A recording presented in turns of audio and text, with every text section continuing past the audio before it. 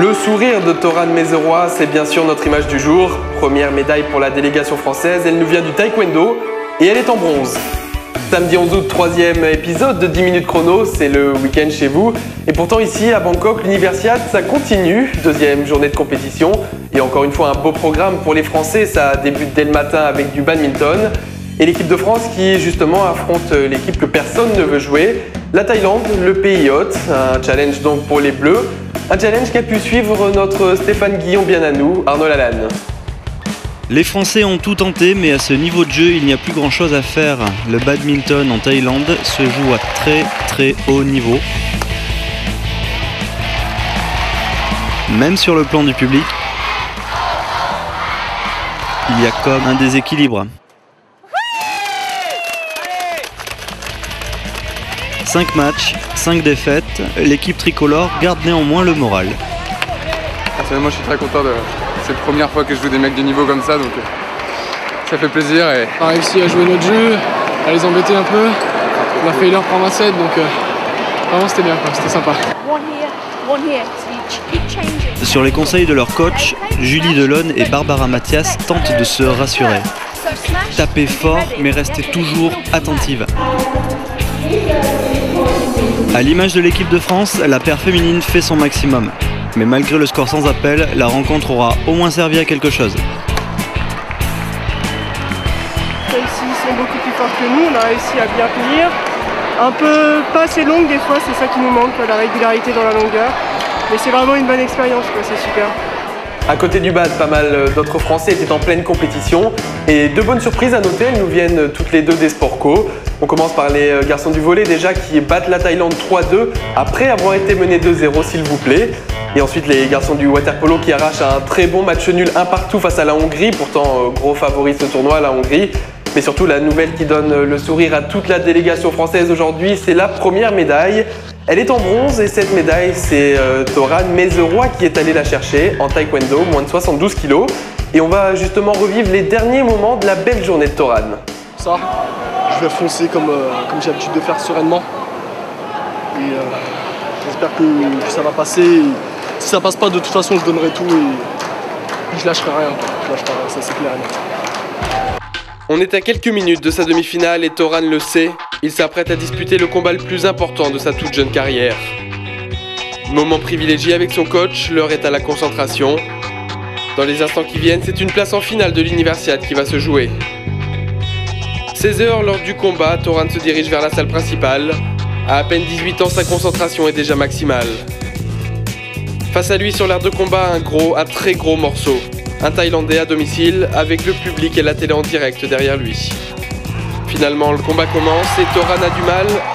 Assailli par son adversaire, le Français se retrouve très vite mené au point.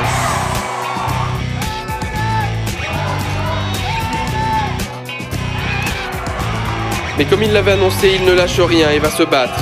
Le staff français est là, lui aussi, et pousse derrière lui.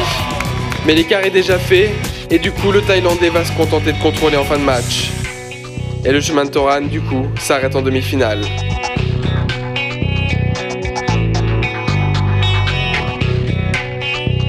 Félicitations. Très bien. Non, c'est très bien, très bien. Tu t'es bien battu, c'était très Bravo, excellent. Je suis déçu du résultat, mais en même temps, j'ai tout donné. Donc là, j'en repars bénéfique, quoi, parce que c'est la première fois que je fais un podium international, mais vraiment du concret, quoi, à part les Open. Et j'aurais tout donné, La déception est là, le temps d'une petite heure que la cérémonie arrive, et le Français a retrouvé le sourire. La médaille de bronze est à lui, c'est la première pour la délégation française.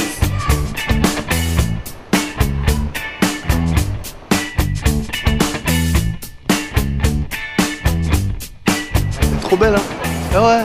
Ah, je suis allé la chercher là, là-dessus là. Ouais, il y avait Auri, il y avait tous mes potes. Dernier gros morceau de cette journée pour les Français, les finales de la natation. Et deux finales A au programme. La première pour Sophie de Ronchy. Sur 100 mètres brasse, Sophie qui était déjà en finale B du 50 brasse jeudi. Et la finale sera plutôt difficile pour la Française qui accroche finalement la 8e place. Deuxième finale, le 4x100 nage libre messieurs. Et là aussi, les Français, pourtant tenants du titre, vont avoir du mal. Et là aussi, il termine 8e. Il y a 2 ans, avec ce temps-là, on était sur le podium, quoi. Bon, en dernière place. Bon, c'est vrai que le niveau est beaucoup plus relevé qu'il y a 2 ans, là, Izmir. Bon, on s'est bien battu. Maintenant, au niveau des temps individuels, je ne sais pas ce que ça donne. Donc bon, bah voilà, chacun s'est défoncé. On a fait du mieux qu'on pouvait. On continue dans la natation avec un vrai moment d'émotion à présent. On a eu la chance de rencontrer une vice-championne olympique à la piscine de Bangkok, Federica Pellegrini, grande rivale de Laure Manodou. Son portrait, c'est tout de suite. Federica Pellegrini, c'est la grâce. La grâce d'une nageuse, bien sûr, mais surtout la grâce d'une vraie fille bien. En 2004, à Athènes, Federica décroche les sommets. Une médaille d'argent olympique sur le 200 mètres nage libre et la voilà sous le feu des projecteurs. Pourtant aujourd'hui, l'Italienne a toujours les pieds sur terre, elle a su rester simple. Et ça, c'est trop rare pour ne pas le signaler.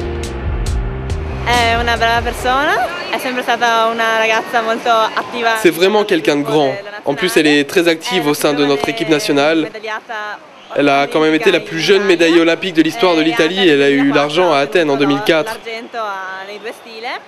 Et malgré tout ça, elle s'implique à fond dans le relais 4x100 et c'est ça qui est vraiment génial.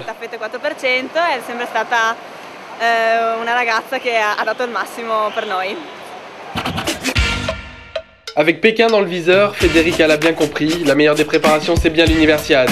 Du coup elle a mis le paquet, finale du 800 mètres d'où elle repart avec une médaille d'argent. Et à peine 20 minutes plus tard, finale du relais 4x100 mètres. Dans l'Universiade, il y a un côté plus détendu qu'au JO, ça c'est clair.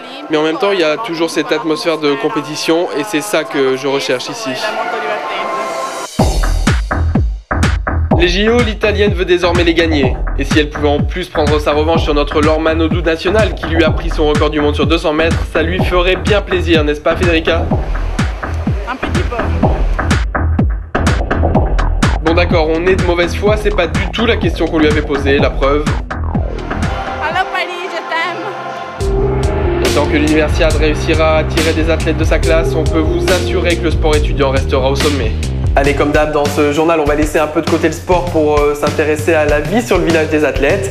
Et aujourd'hui, on va vous faire regretter de ne pas être en Thaïlande. Notre enquêteuse de choc, Senami Atrokpo, a décidé de s'intéresser à l'influence sur les sportifs des massages thaïlandais. Alors le résultat de cette étude hautement scientifique, c'est tout de suite et c'est en images.